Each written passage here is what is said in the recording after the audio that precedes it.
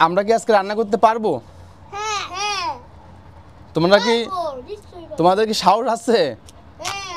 পৃথিবীতে আসলে ছেলে মানে পুরুষেরাই কিন্তু সবচেয়ে বড় বড় রান্না করে, অথচ আমরা ছেলেরা আসলে রান্না দেখলে ভয় পাই। আর এইভাবে কাজ করলে বাড়ির মহিলারাও কিন্তু মনে মনে খুশি হয়, এরপরে তারাও কিন্তু কাজ করতে খুব একটা বিরক্ত বোধ করে না। হ্যাঁ, আর যদি কারোর বউ চলে যায়, তো বউ চলে গেলেও যে আপনি চলতে পারবেন এটাও কিন্তু বোঝানো দরকার। তো এটাও হচ্ছে একটা বিষয়। তো আমরা আজকে যে সবজি রান্না করব, দেখেন যে কচি আছে, মনে হয় যে অনেক বড়, কিন্তু কচি আছে। আমরা যে সবজি রান্না করব আজকে শালগম দিব, গাজর দিব, বেগুন দিব। বেগুন এতটুকু দেওয়া যাবে না, আমরা বেগুন হাফ দিব। হ্যাঁ, আমরা এইটুকু দিব বেগুন। আর পাতাকপিও দিব। পাতাকপি আমরা বাঁধাকপি আমরা এইটুকু দিব। এখন ঘটনা হচ্ছে যে আমরা এই সবজিটা রান্না করব রাইস কুকারে, যাতে সিদ্ধ না হওয়ার কোনো ভয় না থাকে। এবং আমরা সব সবজি দিব, অল্প অল্প করে দিব। এটাও দিব, মিষ্টি কুমড়া আরেকটু দিলে ভালো হবে, আরেকটু দিই। তো এইটা দিব, এটা আর দিব না, ঠিক আছে?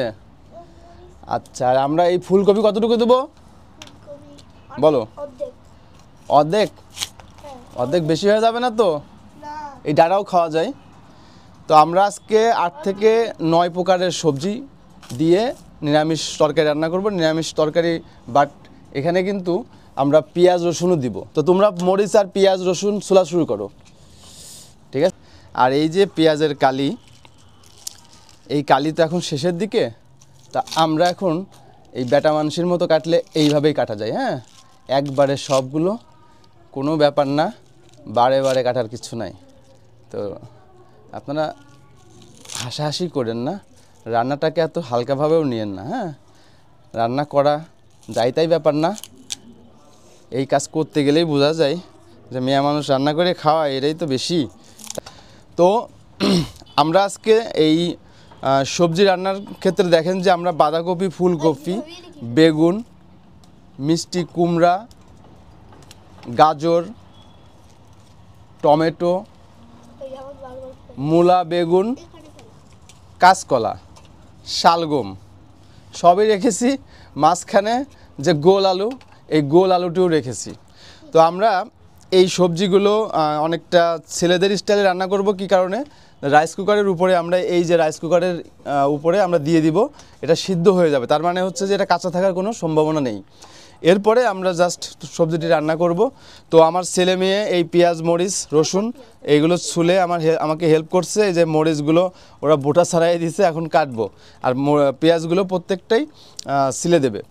আরেকটা কথা বলি, পেঁয়াজ আমার এক ডাক্তার মামাতো ভাই বলেছে যে আপনার যেহেতু কোল্ড অ্যালার্জি বা ঠান্ডায় সমস্যা, আপনি এই একটা করে দেশি পেঁয়াজ এটি খেতে পারেন।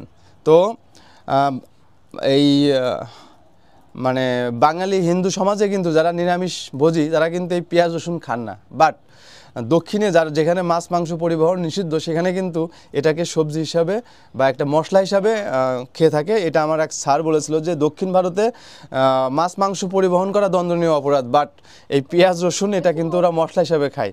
তো হয়তো দক্ষিণ ভারত শীত প্রধান দেশ, সে একটা বিষয়।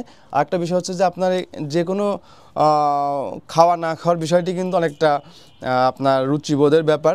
তো আমরা এটা পেঁয়াজ রসুন ছাড়াও রান্না করতে পারতাম, আমরা পেঁয়াজ রসুন দিয়েই রান্না করব। সাথে কিছু আমরা এই কি বলে ধনিয়া পাতাও রেখেছি, এটাও দিব। তো দেখা যাক আজকে কীরকম হয়। আজকে রান্না কি ভালো হবে? আমাদের এই যে হয়ে গেছে 1 গামলা সবজি।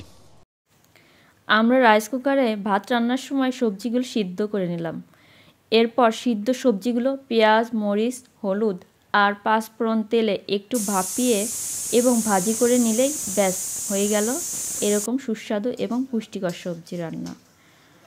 আর সবজিগুলো রাইস কুকারে সিদ্ধ করে নেওয়ায় তেল আপনি যতই কম দেন না কেন, রান্না করতে সমস্যা হবে না। তো বন্ধুরা, সবজি রান্নাটা কেমন ছিল কমেন্টে জানাবেন কিন্তু। তবে আমি চাচ্ছি যে আপনি বিদেশে কাজ করতে যান, রান্নাটা শিখে যান।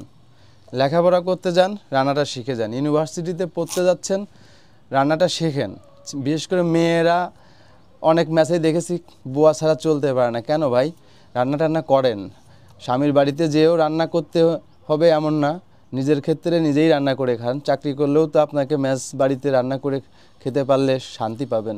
কাজের মহিলারা যদি সব কিছু রান্না করে দিয়ে আপনাকে সুখ দিতে পারতো তাহলে তো হইতোই রে ভাই। কাজের মহিলারা সুখ দিতে পারবে না। কাজের মহিলারাও কিন্তু প্রফেশনাল, অনেক প্রফেশনাল। পারলে চুরিও করতে হবে, চুরিও করে নিবে শহরে। গ্রামে আমাদের বাড়িতে যারা কাজ করে তারা অনেক ভালো, তাদেরকে মতো লোক কিন্তু আপনি শহরে পাবেন না। হ্যাঁ, আর আপনার যারা চাকরি বাকরি করবেন না, স্বামী বেচারাটাকে একটু সুখ দিতে গেলে একটু খাবার সুখও দিতে হবে, সব সুখই তো দরকার। আর এইভাবে স্বামীকে কিন্তু কাজে লাগাবেন না। আমরা ভিডিও করে দেখি লাগাচ্ছি, তার মানে আমরাও কিন্তু কাজ করি না। হ্যাঁ, কাজ যে করি তা না। আমার ছেলে মেয়েকে আমি চাচ্ছি যে রান্নাটা শিখুক, এটাই হলো আমার মূল উদ্দেশ্য। বাড়ির মহিলারা যদি রান্না ভালো শেখে তো সেক্ষেত্রে কিন্তু কিছুটা হলেও প্রশান্তি থাকে, হোটেলে এত যাইতে হয় না। তো এইটুকুই কথা ছিল। সবাই ভালো থাকবেন, ধন্যবাদ।